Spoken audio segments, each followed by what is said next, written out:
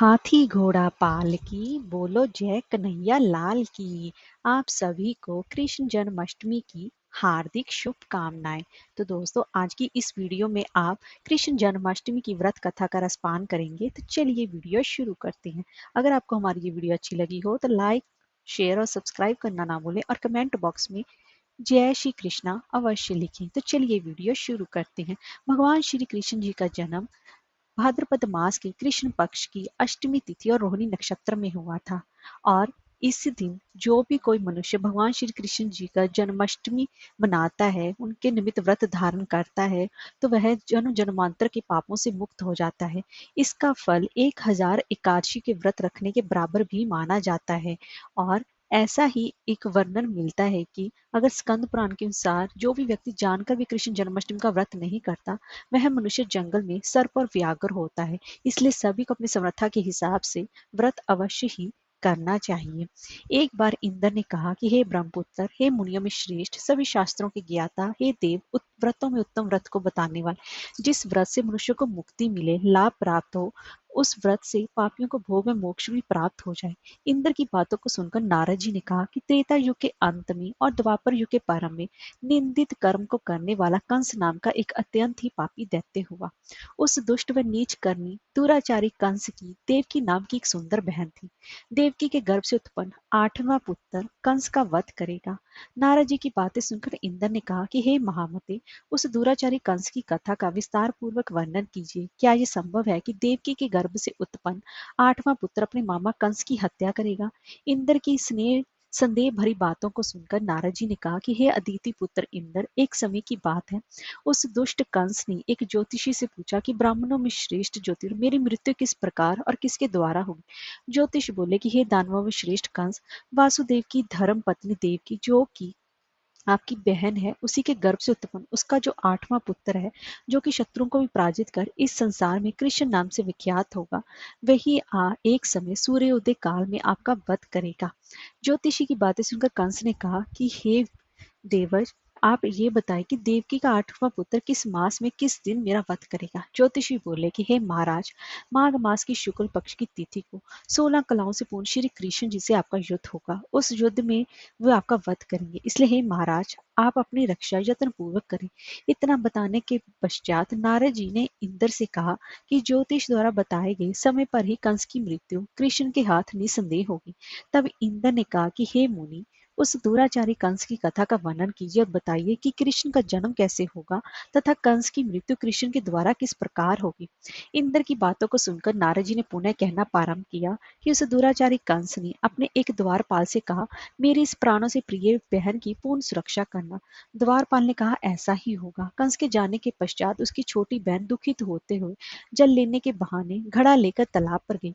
उस तालाब के किनारे पर एक घनघोर वृक्ष के नीचे बैठकर देवी रोने लगी। उसी समय एक सुंदर स्त्री जिसका नाम यशोदा था, उसने आकर देवकी से प्रिय वाणी में कहा कि हे कांते, इस प्रकार तुम क्यों विलाप कर रही हो? अपने रोने का कारण मुझे बताओ। तुम दुखित देवकी ने यशोदा से कहा, हे बहन, नीच कर्मों में आसक्त दुराचारी मेरा ज्येष्ठ भ्राता कंस है। उस दुष्ट भ्राता ने मेरे कई पुत्रों का वध कर दिया। इस समय मेरे गर्भ में 8वां पुत्र है, क्या इसका भी वो वध कर डालेगा? इस बात में किसी प्रकार का कोई संशय या संदेह नहीं है, क्योंकि मेरे ज्येष्ठ भ्राता को ये भय है कि मेरे अष्टम पुत्र से ही उसकी मृत्यु अवश्य होगी। देवकी की बातें सुनकर यशोदा ने कहा कि हे बहन, विलाप मत करो, मैं भी गर्भवती हूँ। यदि मुझे कन्या हुई तो तुम अपने पुत्र के बदले उस कन्या को ले लेना। इस प्रकार तुम्हारा पुत्र कंस के हाथों मारा नहीं जाएगा। तदनंतर कंस ने अपने द्वारपाल से पूछा कि देवकी कहाँ है? इस समय वह दिखाई नहीं दे रही। तब द्वारपाल ने कंस से नम्र वाणी में कहा, महाराज, आपकी बहन जल लेने तालाब पर गई हुई है।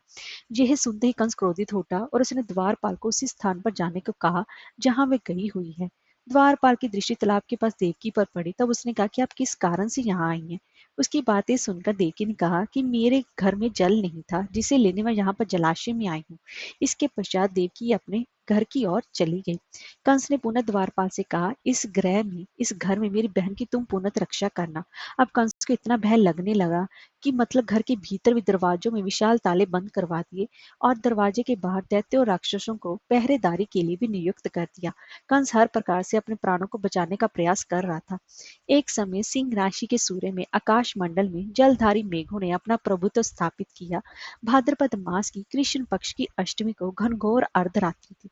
उस समय चंद्रमा भी वृष राशि में था। रोहिणी नक्षत्र बुधवार के दिन संयोग से संयुक्त चंद्रमा के आधी रात में उदय होने पर आधी रात के उत्तर एक घड़ी जब हो जाए तो श्रुति स्मृति पूर्णोक्त फल निसंदेह प्राप्त होता है। इस प्रकार बताते हुए नारद जी ने इंद्र से कहा, ऐसे विजय नामक शुभ मुहूर्त में श्री कृष्ण जी का जन्म हुआ और श्री कृष्ण जी के प्रभाव से उसी क्षण बंदी गृह के दरवाजे स्वयं ही खुल गए। द्वार पर पहरा देने वाले पहरेदार राक्षस सभी मूर्छित हो गए। देवकी ने उसी क्षण अपने पति वासुदेव से कहा कि हे स्वामी, आप निद्रा का त्याग करें और मेरे इस अष्टम पुत्र को गोकुल में ले जाएं। वहां इस पुत्र को नंद गोप की धर्मपत्नी यशोदा को दें। उस समय यमुना जी पूर्ण रूप से बाढ़ग्रस्त थी, किंतु जब वासुदेव बालक कृष्ण को सूप में लेकर यमुना जी को पार करने के लिए उतरे, उसी क्षण बालक के चरणों का स्पर्श होते ही यमुना जी अपने पूर्व स्थिर रूप में आ गई। किसी प्रकार वासुदेव जी गोकुल पहुंचे और नंद के गृह में प्रवेश कर उन्होंने अपना पुत्र तत्काल उन्हें दे दिया और उसके बदले में उनकी कन्या ले ली। वे तत्क्षण वहां से वापस आकर कंस के बंदी गृह में पहुंच गए। प्रांतः काल जब सभी राक्षस पहरेदार निद्रा से जागे तो कंस ने द्वारपाल से पूछा कि अब देवकी के गर्भ से क्या हुआ, इस बात का पता लगाकर मुझे बताओ।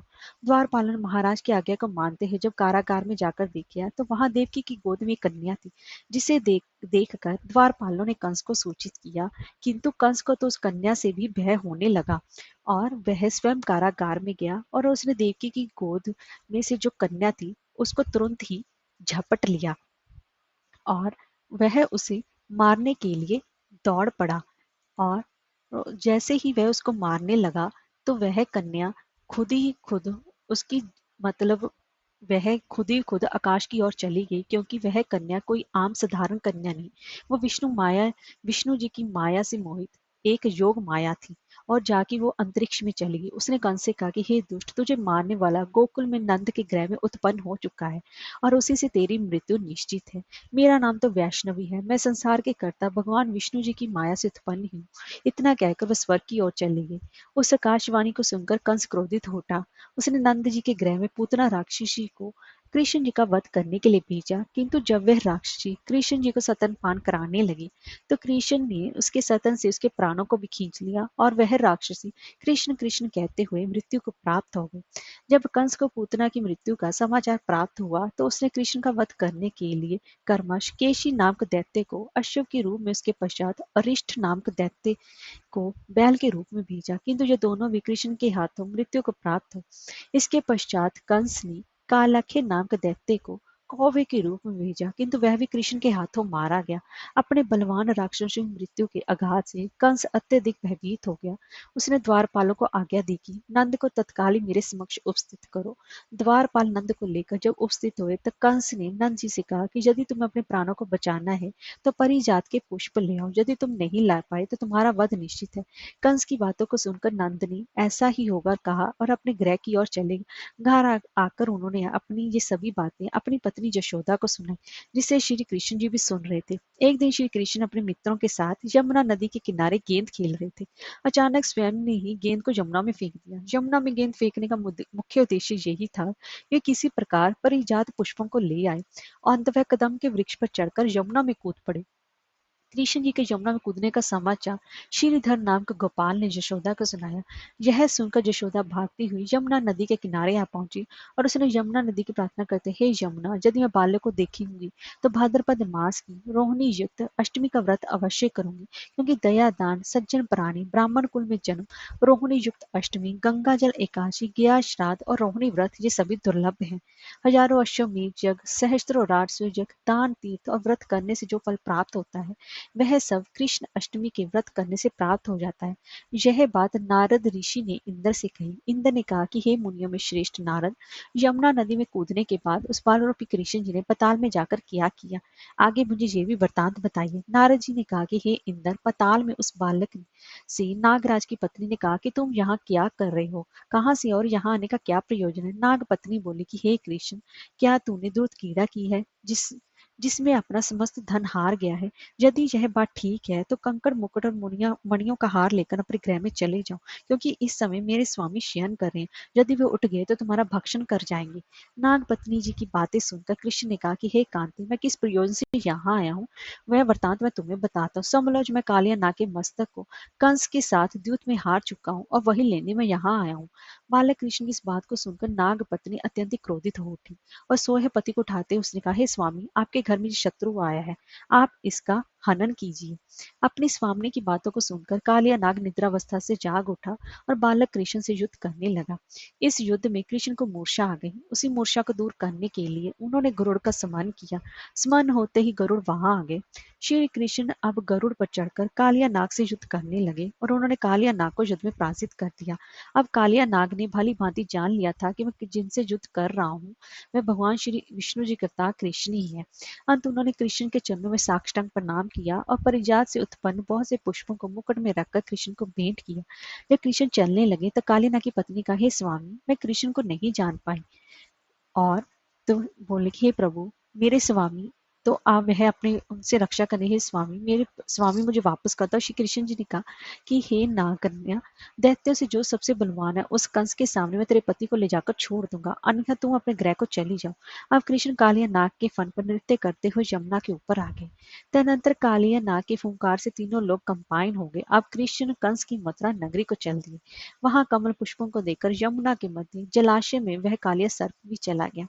इधर कंस भी विस्मित हो गया तथा कृष्ण प्रसन्न चित्त होकर गोकुल लौट आए। उन्होंने गोकुल आने पर उनकी माता यशोदा ने विभिन्न प्रकार के उत्सव किए। अब इंद्र ने नारद जी से पूछा कि हे प्रभु, संसार के प्राणी बालक कृष्ण के आने पर अत्यधिक आनंदित हुए हैं। आखिर कृष्ण जी ने क्या क्या चरित्र किया, ये सब बताने की कृपा करें। नारद जी ने इंद्र से कहा कि मन को हरने वाला मथुरा नगर यमुना नदी के दक्षिण भाग में स्थित है। वहां कंस का महाबलशाही भाई चनोर रहता था। उस चैनूर से श्री कृष्ण जी के मल्ल युद्ध की घोषणा की गई। हे इंद्र, कृष्ण व चानूर का मल्ल युद्ध अत्यंत ही आश्चर्यजनक था। चानूर की अपेक्षा कृष्ण बाल रूप में थे और भीरी शंख और मृदंग के शब्दों के साथ कंस और केशी इस युद्ध को मथुरा की जनसभा के मध्य में देख रहे थे। श्री कृष्ण जी ने अपने पैरों को चानूर के गले में फंसाकर उसका वध कर दिया। चानूर की मृत्यु के पश्चात उनका मल्ल युद्ध केशी के साथ हुआ। अंत में केशी भी युद्ध में कृष्ण के द्वारा मारा गया।